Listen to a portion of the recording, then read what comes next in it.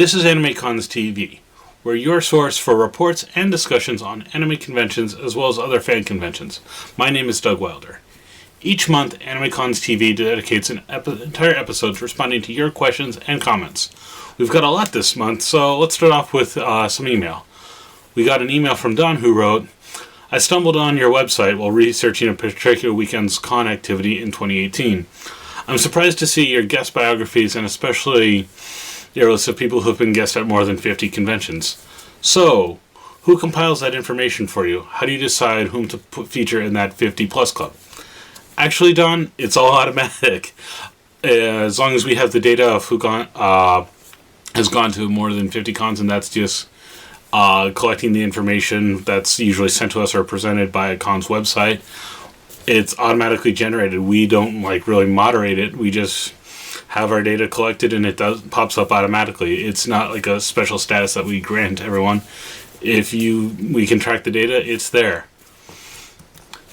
On Twitter, Ashley E. Thomas wrote, wow, I was like a triple threat on AnimeCons TV's General Feedback episode. #LOL.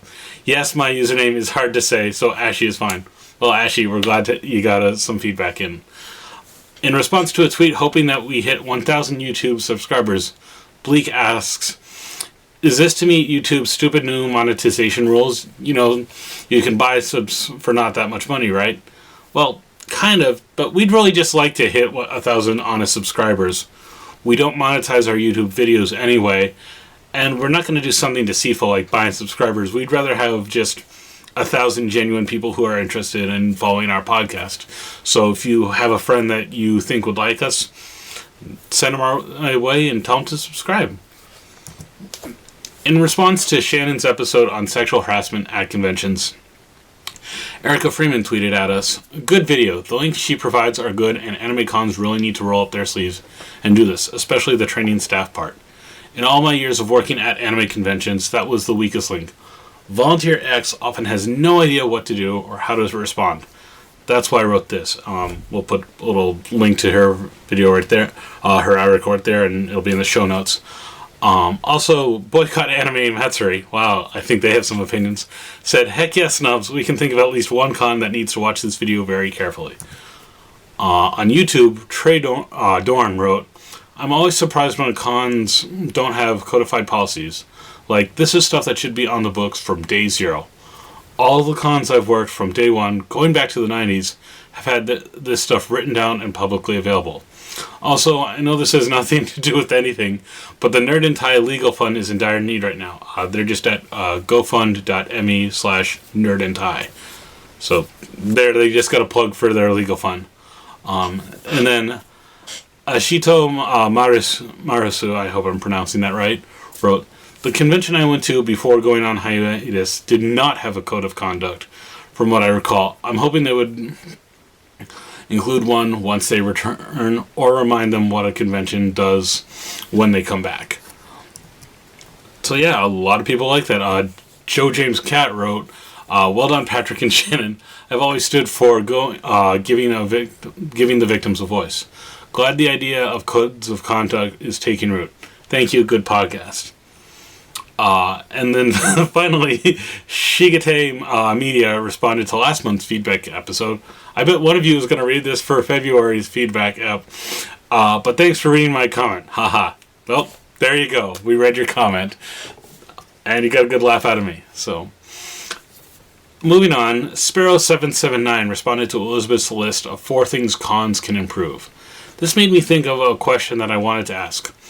A con near me does pretty well, except for, it seems, the awareness of those who have disabilities.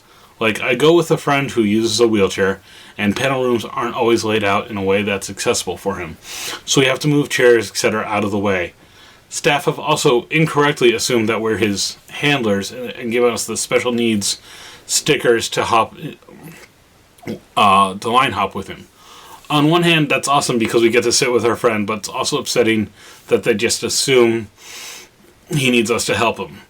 We put this feedback out there every year, but it seems to be one area they struggle to improve in.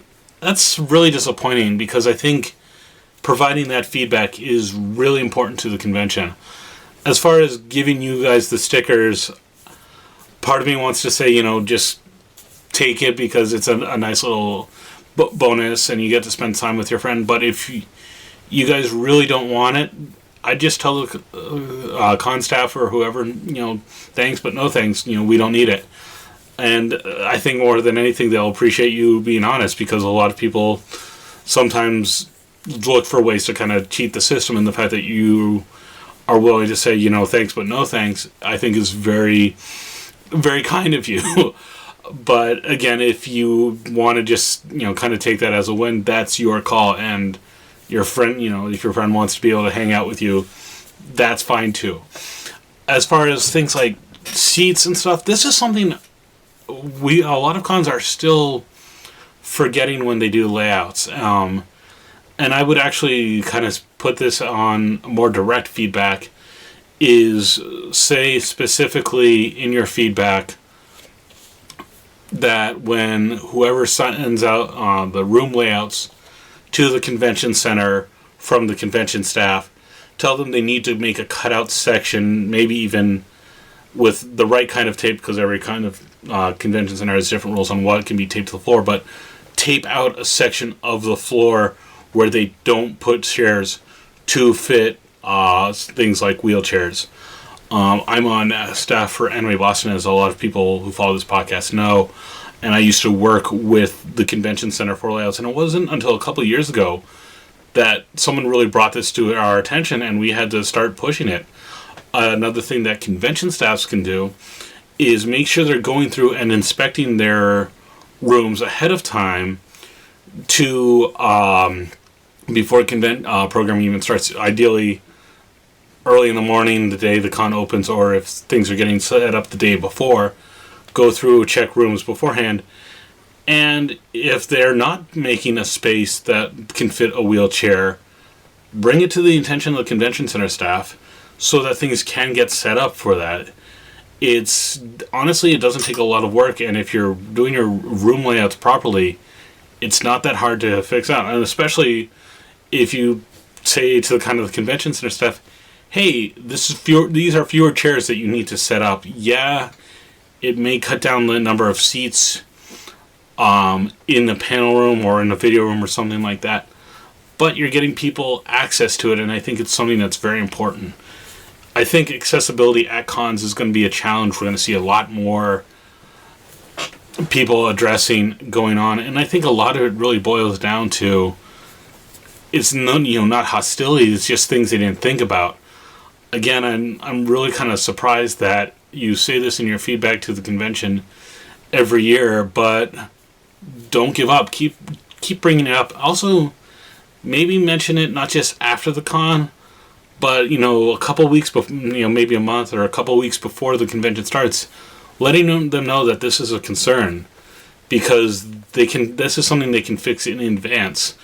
During the middle of the con, it's a little hard, but again, say it after the convention, say it leading up to the convention too, and just kind of keep at it. I think it's something that is definitely worth addressing, because making sure everyone has access to the events they want to see, as long as they're getting in line in time and stuff like that, I think is super important. So you have a really good point here, and I think it's something that you should definitely pay attention to and keep fighting for. And if you find another con that does do it well, reach out to them, ask them how they did it, ask them if they have any suggestions for the convention that you go to, so you can pass that on to them, because sometimes it's really helpful to not just come to feedback with kind of an issue, but saying, hey, this is how one convention has fixed this problem. So definitely go for it. I think you've got everything that you can, and please, keep us posted on how it goes. I'd love to find out more ways that we can help people address this issue.